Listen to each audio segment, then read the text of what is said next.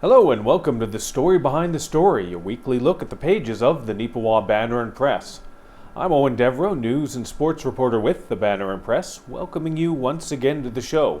Joined this week by Casper Wehrhahn. Casper, always good to have you in here. Good to be here again, and you'll see here right away, actually you can see a little bit right behind me there, but we have some new greenery. It really sort of livens up the place. It looks very good. That's right, our new co-host as well, Shrubbery.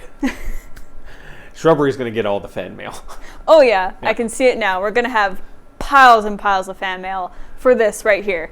That's right. And actually, this week as well is probably going to be the last episode in a little while. Kira Patterson, who, as you most likely know, has been away on vacation, has finally returned. She actually returned. We didn't know quite whether she would or not after being in Europe for that long. So yeah, I mean, being able to get away and have that sort of fun trip that she was hoping to do. And we're very glad she was able to get away to do, as we've said before, because of the snowstorms that we had here.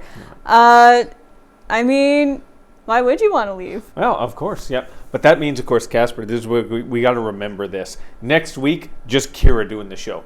Just Kira and Shrubbery. We got to put her in the spotlight, yeah. That's right.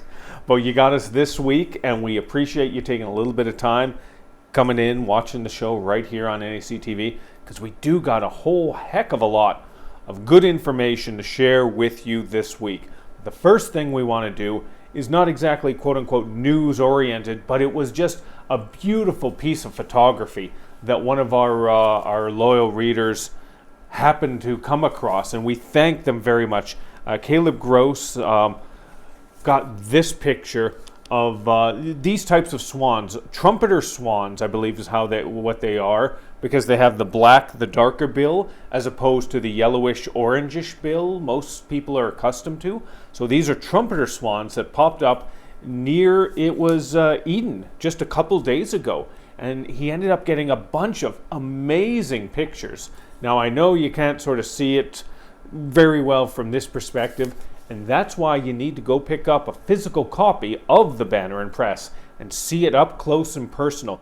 Caleb did a fantastic job. His family sent us a bunch of pictures, and we got additional pictures on page 19 of this week's paper. So thank you very much, Caleb, and to the Gross family for thinking of us and sending those our way. Remember, if you want to see really nice, and that's the part about it, Casper, is the pictures were just so sharp. They just really pop right off the page. They really do. I mean, just happened to be there at the perfect time. The lighting in the shots is really beautiful. And I mean, I don't think us holding up a copy of the paper to the camera really does it that justice. So definitely be sure to pick up a hard copy and see it for yourself, because just fantastic front page photo and a couple towards the back as well. And if you're outside of the readership area, if you're watching NAC TV from someplace else in Manitoba or someplace else across Canada, you can check it out on mywestman.ca. So once again, thank you to the family. Always appreciate people who send in information and send in pictures like this. Now let's go over to some of the news stories we chased down this week. This is a big one, and it's part of an even bigger story that we're going to be elaborating on even further on in this show. Recently, the Neepawa Golf and Country Club got some much needed support from a provincial program. This provincial program, known as the Building Sustainable Communities Program. Essentially, they gave out just under $700,000 to about 11 different groups and organizations throughout our area to support them in these certain endeavors. The biggest beneficiary was the Neepawa Golf and Country Club. They're getting $287,000.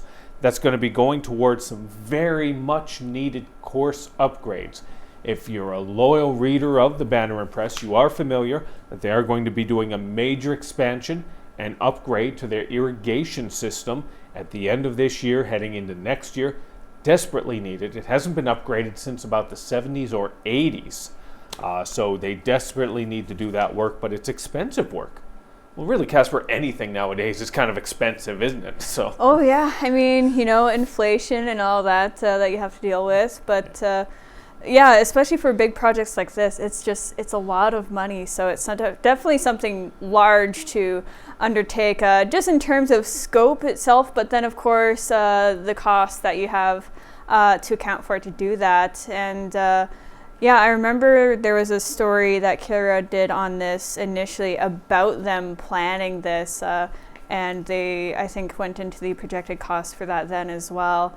And yeah, just massive. $600,000 to $700,000. Oh my God, that is a lot of money, and especially for something most people. We've talked about this for the roads and the water and sewer in Neepawa in the past. Most people wonder where all this spending goes when they can't see it. You know, it's not a big fancy building. It's not these types of things. It's the day-to-days. And this is part of it as well for the golf course. It's not a big fancy thing to do with the greens or anything like that, or the building specific. It's about the pristine conditions of the, keeping them the way they are. And that's that little background work that we don't appreciate until it's not there. Much like water and sewer in Neepawa, we wouldn't appreciate all the time and effort and money they put into it until we don't have it. And it's the same thing with the golf course. If you're a fan of golf, you wouldn't appreciate the irrigation system and what it means for the pristine conditions of the course until it wasn't there. So it's wonderful to see that they see the need and that the province stepped up as well and is helping with that. But it's not just the Neepawa Golf and Country Club. As you can see on page 2, we also do have a full list of all the other groups, communities, and whatnot that are getting support. And Casper, you've got a more specific sort of story, more elaborate details on one of those groups as well, don't you? I do. I was able to get in touch there with someone from the town office there. Sorry, I'm blanking on the name right now, but I know I have it in there. This was specifically for a recreation development in the town of Neepawa, centering around the Trans-Canada Trails here. Big trail that comes down through Neepawa from the Neepawa Highway 5, starting at the north and then ending at the south. After it sort of makes its way all through town, it's a really long trail there, and I have sort of a little bit of details in there on how that works out. But the town of Neepawa is hoping to, or is planning to, I should say, build towers there on the trails. And depending on the cost of construction, they're looking to do like 5 towers, so they'll be like scattered along the trail, and you'll be able to sort of go from tower to tower and see the area from a different perspective, because it's going to be a 2-story tower. So I'm really curious on how these will look and how they'll turn out. It's going to be a partnership, by the sounds of it, with Neepawa Tourism, because it will have Neepawa branding on it. So it should be pretty great. I can actually elaborate a little bit on that for you, Casper. If you are a loyal viewer of the show, you do know I am a part of Neepawa Tourism, a former board chair, now just a board member, and I had an opportunity to see just a representation of what they could look like at one of the meetings. That's why you got to volunteer. You get all this inside scoop type of things that you get to see before everybody else. And I got to see a version of what they were thinking of, and it was like, wow, okay, this could be kind of cool. You know, this could be very interesting. And as you said, they are very large in scope and scale, so that you can sort of get out your camera and get that shot, get that new perspective of the trail system and of the general area. So it looks like it could be a lot of fun. Yeah, and that was something that was mentioned as well. It's just like, using it as sort of like in addition to just like seeing the area in a different way, but using it as a way to bring people back to the trails and just getting out and active again, but like sort of using it as the red chair, so to speak, for Neepawa, people going up there and taking their photos, whether it be like scenic photos, because you'll probably be able to get some really great scenic shots with those towers installed, or just simple selfie that looks nice. So it'll be pretty cool. That's right. You can find that story. It's on page 10 of this week's edition of the Banner Press. It is an elaboration of the announcement that was made for the Building Sustainable Communities program. The story on the golf course is on page 2. And you can find the other information on the other groups that were supported. We're going to be probably doing a little more elaboration on some of those specific projects in future editions of the Banner Press. But just to give you the Coles notes, the details of it, we already talked about the Country Club, $287,000. Town of Neepawa, $75,000 for the Trail Towers. Other organizations and groups and communities include the Arm of Rosedale for the Kelwood Arena. There's going to be $75,000 worth of renovations that are going to be going on there. Really like to hear that. For the municipality of Westlake Gladstone, their Gladstone Arena is going to get upgrades to the tune of just under $50,000. That's fantastic. And the Westburn Perry Park upgrades, just over $5,000. Not quite sure specifically what they're going to be doing. Maybe that's a story we're going to be chasing down in a future edition. Neepawa District Centennial Project Committee, Inc. Try saying that title a couple times in a row. They're going to be getting some upgrades for the Yellowhead Center. $34,500 for that. Oh my God. And that, as anyone who's watched the show knows, that's been a little pet peeve. Maybe not pet peeve, Casper, but it's something I've aspired and hoped for, to see some improvements made to the Yellowhead. As you know, it is a volunteer-run organization. The town of Neepawa does support it by giving it a grant every year of around $100,000 right now. But a lot of it is raised through volunteer efforts, through those types of things. So every penny counts. And then to be able to do it and to do these upgrades in an arena that is over 50 years old is fantastic. I really like to see that. Yeah, it's something that's very much needed for sure. I mean, and like this grant specifically that we're talking about here, it's a sort of 50-50 deal here. So the organizations receiving this money themselves are putting the same amount that they're getting given into this project, but it really helps having this support, because I mean it can be hard to, depending on what you're trying to do here, get that money for yourself or try to account for it in a town budget, for example, to cover the whole cost and do that as soon as you would hope to. So very awesome to hear that these grants are going to these things, and it's just always awesome to see this kind of, I guess, provincial support for things like this, that these communities can keep growing in different ways and sort of add new things to it. That's right. If you're not moving forward, you're standing still and you're stagnating. And as a community, a smaller community, you can't do that. You can't have that type of atrophy, because it's going to end up killing your community. So just to finish off, a couple other ones we haven't mentioned: the Edrins Community Center, the Plumas Curling Club, Manitoba Agricultural Museum, Yellowhead Development Society, Inc. Now what that is essentially is improvements going towards the curling club for Neepawa. And the Viscount Cultural is also going to be getting some support for their National Truth and Reconciliation event. Wonderful to be able to hear that. That is becoming a tradition, an annual tradition now. So any type of support towards those endeavors, wonderful to hear.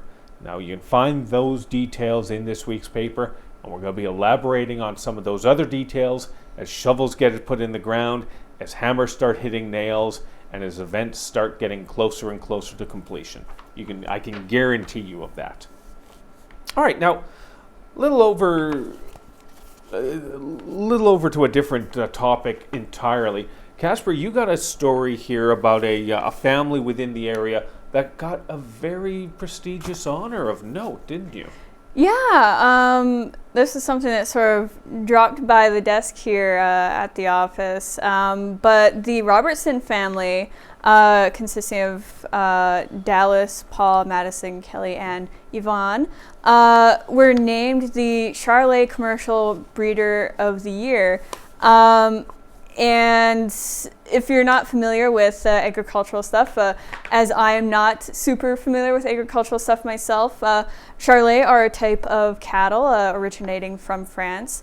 And they just sort of have like a different coloration to them, but they have some genetic benefits as well. And this is something that actually the Robertson family has seen on their own farm, and they're noted as strong advocates for Charolais cattle.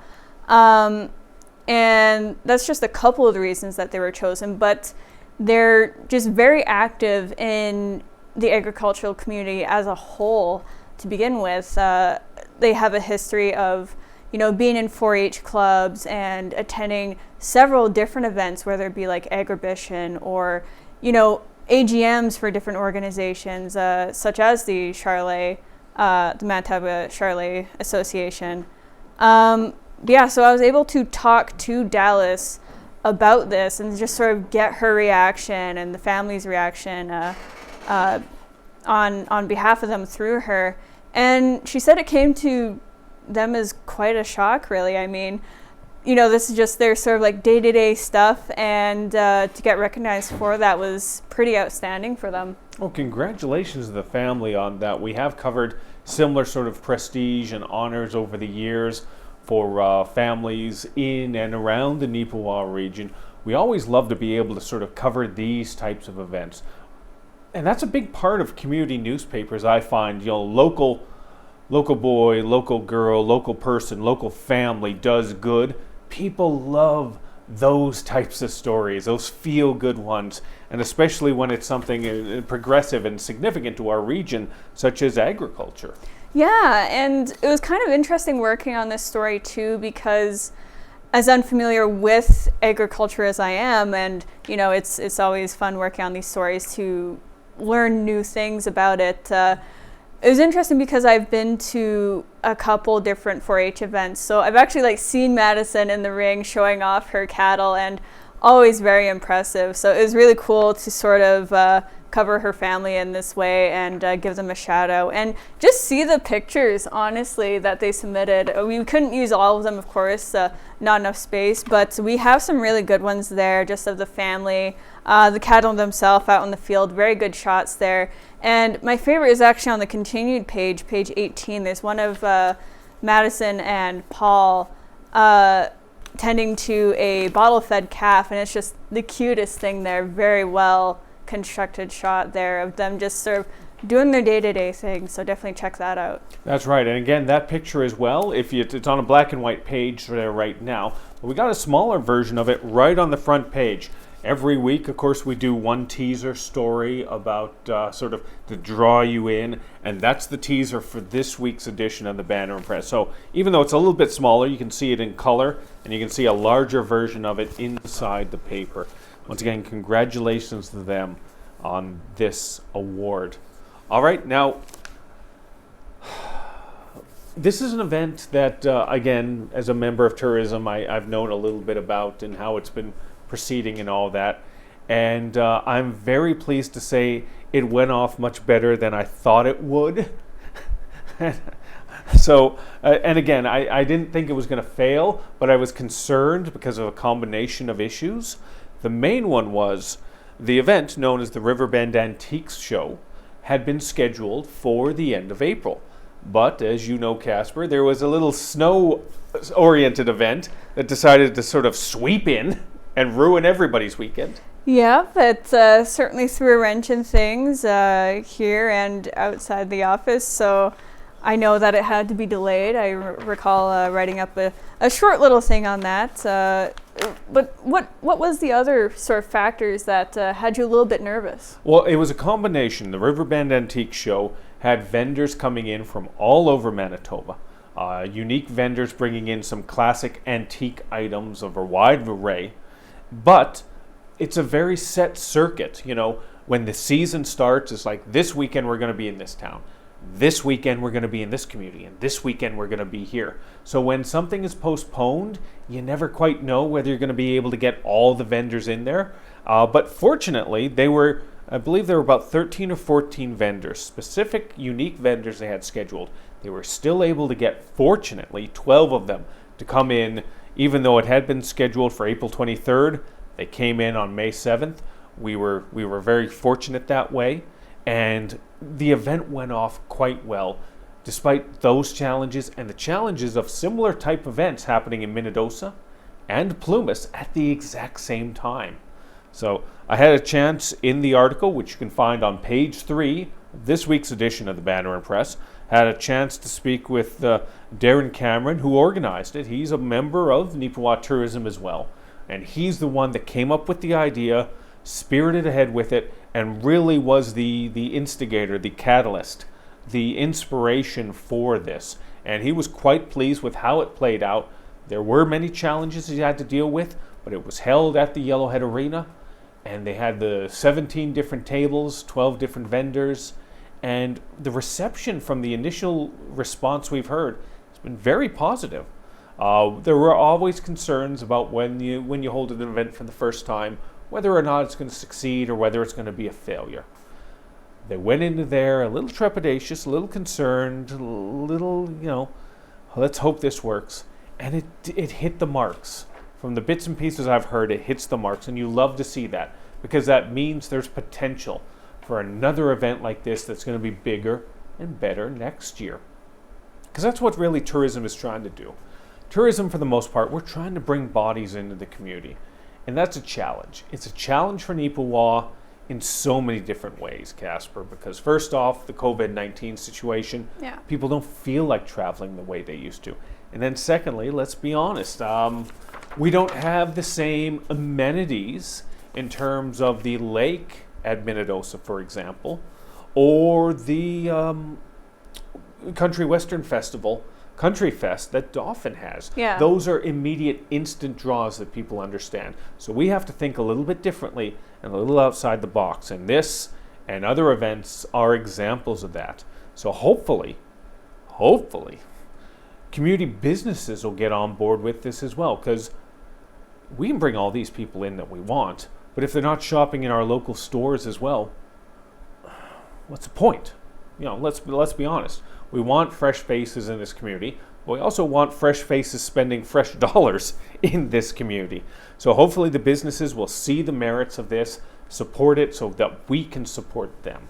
So very pleased. You can find that story on page 3. Darren Cameron did a tremendous job. Kudos to him and to the other individuals of Neepawa Tourism that stepped up. I'd like to say I was one of them, Casper, but unfortunately I was not, but I did, at the end of the day, after everybody left, I did help clean up. So kudos to me. Good job, Owen. Good job. You're the real MVP here, honestly.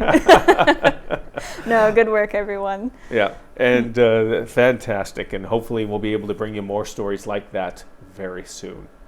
Let's shift our attention to another organization and of going strong here, Settlement Services. We've talked about them here in Neepawa many a time, and you have a new update in regard to them, don't you, Casper? Yeah, this was sort of a unique story. Fairly recently, April 25th, I believe, there was an announcement by the province, the provincial government, that there was going to be some funding coming down for settlement services in the province. And with the way that it read, it sounded like it was going to be new funding. And so as a result, I was kind of unsure how this interview was going to go. And as a result, where exactly this story was going to go. Because it did sound like new funding, but with the list that was given for the organizations that were receiving it, Neepawa wasn't on that list. So it's sort of like okay, did they get missed? Would this have been like a good opportunity for them? Is this something that they had to apply for and they didn't feel it was like necessary for them? It didn't fit their needs, the community's needs. So when Ken gave this to me, I was just like, well, I'm not sure why Neepawa's not on this list. It's like, okay, let's get down to this. Let's organize an interview with Don Walmsley at Neepawa District Settlement Services and figure out what's going on. And thankfully, yes, it wasn't a case of new funding and they got missed or anything like that. It was more of like a renewal of funding through a very specific program to provide services to temporary foreign workers and, get them more of the services that they need. And so this wasn't something that Neepawa Settlement Services felt the need to apply for, because it was a sort of reapplication process that had to be gone through. And so as a result, I just had a very good talk with Don Walmsley about sort of his perspective on settlement services organizations in the province being able to get the support like this from programs like this to bring people the programming that they need, the assistance that they need when they come over here. Because, there's a whole bunch of different things that you have to deal with, whether you're a newcomer that's coming here for, to try and get your permanent residency, or if you're just here for a short time, if you're a refugee, because that's something that we talked about as well. There's going to be people coming over from Ukraine, and perhaps as we speak are coming over from Ukraine that are going to be needing these services as well. He gave a bit of history too on how settlement services worked here in Manitoba in the past, because it was something I was actually very unfamiliar with and didn't expect, but it used to be coordinated in sort of a unique way, Eoin. I believe it was done through the province, but like distributed federally, I think is how it was worded. I know I have that straight in the article, so be sure to give that a thorough read. But somewhere along the way, that was changed up. It was like after 2013, I believe, and it was all switched back to federal. So before that switch, Neepawa did work with temporary foreign workers quite a bit. But after that switch, it was sort of like a shift of direction for the organization. So they don't really do that so much anymore. It's more for permanent residences. But they are going to be potentially helping out in some way with refugees from Ukraine, because there was another announcement, I guess somewhat recently as well, so that, people who do provide those more permanent services will be able to help in some way as well in terms of that. And so they're waiting on that to develop a bit more, but a very good announcement all around. All right. Yes, very good to be able to get that update as well from Settlement Service. They've been very important to the community in terms of bringing these new arrivals in, acclimating into the community and whatnot. And it's one of those issues that is very personal to me as well. My family, immigrants from Ireland when I was young. My parents had to deal with all these similar sort of structures and requirements and whatnot. And they didn't have those types of supports like Settlement Services here in Neepawa is able to give. So very appreciative to see that moving forward. Now you can find that story again in this week's paper, as well as so many others. We had so many stories to cover that we just didn't seem to have enough time for. And that's always a good thing when it comes to your paper if you're doing something like this. We've got a story on page 10 about the announcement of the new hospital site. Still hasn't been made yet. Still isn't official, but we've got an information from Eileen Clark about the I's being dotted, the T's being crossed. That might be coming down the chute very soon. So an update on there, you can find that on page 10. We also got an update on some pothole work that's being done by the province. They're giving out some money to a couple different communities to help with road repairs. Oh my God, so desperately needed. I'm glad to see that's finally moving forward. We got an update from the Chamber of Commerce based out of Gladstone. We got a letter from an individual saying you guys are doing a great job, but don't forget about us out here in Gladstone every once in a while. And I assure you, we're not going to do that. We're going to focus on all the outlying communities a little bit more over the next few weeks and months ahead. And part of that is the Chamber of Commerce monthly meeting. We got new information on that on our Rural Outlook page. Our Spruce Plains RCMP report, always very popular. It seems like crime's getting a little more active now that the weather's changed just a little bit. You can find that along with Helen's Kitchen on page 6. So much to talk about, so little time. We always appreciate you taking a little bit of time and spending it with us. Now, if you want to get all that information, though, you got to check it out. You can either pick up the paper, check it out at mywestman.ca, or tune in to NACTV Reads the News, your weekly program right here. And if you want to help us out with some information for news stories and whatnot, you can call us at 476-3401 or contact us at news@neepawabanner.com. So once again, Casper, always appreciate you taking a little bit of time, spending it right here on the show. Well, thank you for having me. All right, we thank you as well for spending a little bit of your time right here with us at the Neepawa Banner Press and NAC TV as we delve deep into the stories behind the stories.